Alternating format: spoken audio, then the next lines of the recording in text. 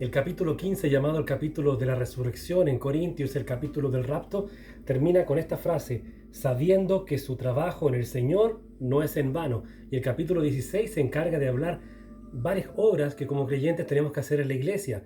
Vamos a comenzar el versículo 1, dice: en cuanto a la ofrenda para los santos, aquí también puede ser traducido en cuanto a la colecta para los santos, y recuerde que comienza en cuanto y respecto a. Muchas veces cuando comienza así es porque recordemos que lo que llamamos primera carta a los Corintios es una respuesta a una carta que los Corintios le enviaron anteriormente. Por eso va punto a punto, a punto a punto, revisando toda la carta.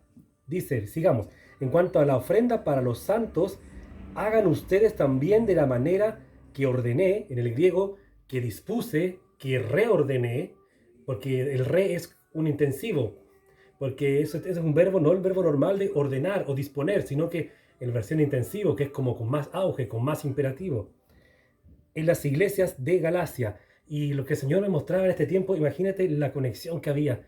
Galacia y Corinto no eran, ¿cómo se llama?, poblaciones dentro de una ciudad, eran ciudades diferentes. Y esa hermosa conexión, yo no sé si cuando dice le ordené las iglesias de Galacia se refiere a algún punto que quizás está en la carta de los Gálatas, que recordemos que fue la primera carta que escribió el apóstol Pablo. Gálatas, luego más adelante viene Corinto. Pero es bonito pensar en esa unión que había entre creyentes, los creyentes de Gálatas y los de Gracia, perdón, y los creyentes de Corinto. Había una conexión. Entonces él puede normalmente decir, bueno, lo mismo que les dije a los de Galacia, se los digo a ustedes. Y no era, ¿quiénes son los de Galacia? Es como si yo te digo, mira la iglesia tanto, y tú dices, ¿quién es esa? Pero es la iglesia que está a 2 cuadras más arriba de tu iglesia local. Pero como hoy en día estamos tan sectarizados, las iglesias evangélicas, poco contacto tenemos con iglesias de otras denominaciones, excepto que sea la de nuestra denominación y un local dentro de otra parte de la ciudad o dentro de otra ciudad, dentro de acá de Chile. Continuamos. Ahora vamos al versículo 2. Dice, cada primer día de la semana, cada uno de ustedes ponga aparte algo. Cada primer día de la semana, obviamente cuando hablamos de la iglesia evangélica se refiere al día domingo, que es el día que establecemos porque ese fue el día que resucitó el Señor. Se le da más auge al domingo, pero ojo el detalle, ya, el día domingo, cada primer día de la semana. Luego dice, cada uno de ustedes. Recuerden, hermanos, todos los creyentes tenemos que mantener la obra, tenemos que sostenerla. Y luego da el detalle conforme a cómo somos prosperados. Obviamente no se le va a pedir una gran suma de dinero a aquel que es pobre comparado al que es rico, conforme a cada uno como ha sido prosperado. Por eso, hermanos, no reciban ayudas de terceros o ayudas de personas que quizás son políticos no cristianos, que quieren de alguna forma, están dando donaciones. El Señor puede mover corazones de gente no cristiana para que ofrenda a la iglesia, sí. Por ejemplo, si alguien va de visita, invitado por mí o por algún otro hermano, y deja dinero, bien, el Señor tocó su corazón. Otra persona puede dar una ofrenda más grande, etcétera. Pero que mayormente sea sostenida por gente de afuera de la iglesia, no. Siempre es el creyente, siempre soy yo como hijo de Dios, siempre eres tú como hija de Dios la que está llamada a sostener la obra. Y dice, ponga aparte algo según haya prosperado, como hablábamos, ayudar en el camino, es algo así en el griego, según como ande en el camino, en el griego, guardándolo, o sea, atesorándolo, reservándolo, teniendo un lugar especial, para que cuando yo llegue, no se recojan entonces ofrendas. Y es interesante, ¿eh? Porque aquí vemos este tema, miren. Así él, cuando esté Pablo allá, no va a ver, a los hermanos así, llegó Pablo, ya, yo voy a dar mucha plata para que me vea Pablo. O recuerden la división que había en 1 Corintios, capítulo 1, versículo 12.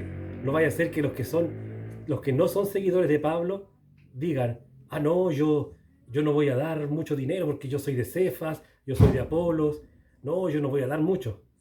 Entonces, queridos hermanos, es interesante esto para que Pablo cuando vaya para allá solamente va a ir a recibir, solamente va a ir al esto, la ofrenda que tengo que está para Jerusalén, excelente. Y ojo el punto, vean lo que hay, dice, en cuanto dice, la ofrenda para los santos, el versículo 1 nos dice para qué santos era. Por lo que nuevamente ahí recalcamos el punto de vista que vimos en el versículo 1, la unión de creyentes, porque ahí ya daba por entendido que habían preguntado por Jerusalén. Entonces estaba unido Jerusalén, estaba unido Corinto, estaba unido Galacia y de seguro también Tesalónica, Éfeso, Macedonia y todas las otras iglesias. Había una unión tan hermosa que yo de verdad cuando estudiaba esto al día de ayer, me decía, Señor, qué pena que hoy en día no sea así. Qué pena que hoy en día seamos tan sectarios las iglesias cristianas y el hermano que se va de nuestra iglesia, no lo hablamos más. El hermano que es de otra iglesia, bueno, no, puede ser un hermano. Y por eso después pasamos por afuera de las congregaciones así, care perro, sí, aunque hay mismos hermanos de nuestra iglesia congregándose, teniendo su culto, pero no es mi iglesia, yo paso por afuera, por la vereda, ni miro por si acaso.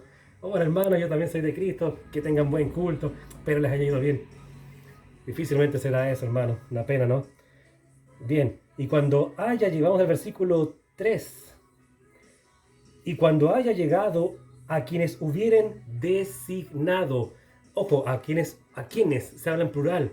Cuando se dice que en las iglesias nunca debe haber solamente un tesorero, o debe haber uno, pero también un ayudante, aquí tienes el principio bíblico.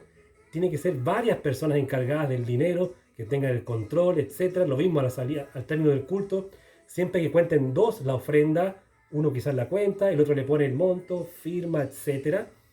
Pero aquí dicen, ven, y cuando haya llegado a quienes hubieren designado, y el verbo ahí es dokimazo, que significa a quien haya aprobado, o sea, haya puesto a ver, este hermano, sí, él es muy honrado, tiene bien sus finanzas, no hay peligro de que tire la mano, puede ser. Así que ya, ese hermano y ese hermano van a ser los tesoreros, los encargados. Esos hermanos vienen siempre a los cultos, por lo tanto siempre les vamos a poder preguntar dudas de la economía, cuánto necesitamos para este presupuesto de acá, etcétera. No al azar, no, este es el hermano del pastor, este debe ser de confianza, sí, sí. No, el hermano trabaja de ingeniero o trabaja de contador, etcétera. Este es confiable. Una cosa, tú puedes trabajar en la labor que sea relativa a la iglesia. Tú puedes ser, por ejemplo, de estos vendedores ambulantes, no ambulantes, sino que ellos que van por los almacenes eh, ofreciendo productos, etcétera. Pero no quiere decir eso que va a ser un buen evangelista, que va a ir casa por casa predicando, no. Tu labor fuera de la iglesia no es 100% determinante para el servicio que tú vas a prestar en la iglesia. Entonces esto es interesante, y cuando haya llegado a quienes hubieren designado, y le dice ustedes, tal como en Hechos 6, cuando le critican a los apóstoles que están siendo dejadas de lado, las viudas que no son hebreas, y los apóstoles dicen, tú, no, ustedes elijan y dan los listados, dan los requisitos. Interesante, ¿no? Claro, si la iglesia también tiene que tener voz propia. No solamente no es una dictadura de que el pastor y su esposa, la pastora, y que los diáconos, ellos no me eligen, no. La iglesia tiene derecho a voto, sea que tú apoyes el sistema de la membresía, o sea que tú apoyes el sistema de la incorporación libre. La iglesia tiene que tener voz y voto, se tiene que respetar lo que ellos digan, ellos tienen que levantar líderes. Por eso que después pasan cosas, pero si este muchacho cayó, sí, pero es que lo puso el pastor porque era su hijo, era su hija, era su tía, era su sobrina, etc. Pero la iglesia tuvo que aceptar nomás, ya, bueno, será, pues si el pastor lo puso, él es su pariente. No, sigamos. Por carta a estos enviaré para que lleven su donativo a Jerusalén, su gracia, su voluntario. Un sinónimo de donativo, su gracia, su regalo voluntario, etc. Y miren esto, qué bonito. El último versículo, el 4. Y si fuera propio, y si fuera digno, también puede significar eso. Y si fuera digno o propio que yo también vaya, irán conmigo. Excelente Pablo. Pablo era un viajero, etc. Pero él, como dice ahí, está, si es necesario, yo voy también. Tengo que apoyar a los nuevos, a los que están recién comenzando en los viajes. Yo, Pablo, ya soy experto en viajes, he viajado por varias partes, pero ellos están empezando. Bueno, yo los voy a acompañar. Yo voy a empezar a ponerlos en el camino de que empiecen ya a ser viajeros o evangelistas, diáconos, porque esto va para todos los ministerios. Si usted es pastor, usted ya empieza a preparar futuros pastores. Cumpla usted como pastor y prepare futuros pastores. Si usted es evangelista o líder de grupos de evangelismo en la calle, también prepare chicos que vayan a evangelizar, que salgan con usted, mirar, entregar tratados, a tocar guitarrita, etc. Encamine, no piense que usted, recuerde que usted es mortal, por lo tanto su ministerio va a tener un fin cuando usted se muera. Y esto es bastante interesante, ¿ven? Así que, queridos hermanos, a prepararse, interesante. Y quizás también el apóstol Pablo aquí quería ir, también se decía, sea digno o propio de que yo vaya, por el hecho de que como eran de Corinto, eran gentiles, aunque hemos visto que la carta a lo largo de toda la carta se da a entender que hay muchos judíos también ahí. A lo mejor dijo, no, ya van a ir a Jerusalén, pero quizás hay alguno todavía complicado con los gentiles. Yo, Pablo, los puedo acompañar. Veamos. Interesante, ¿no?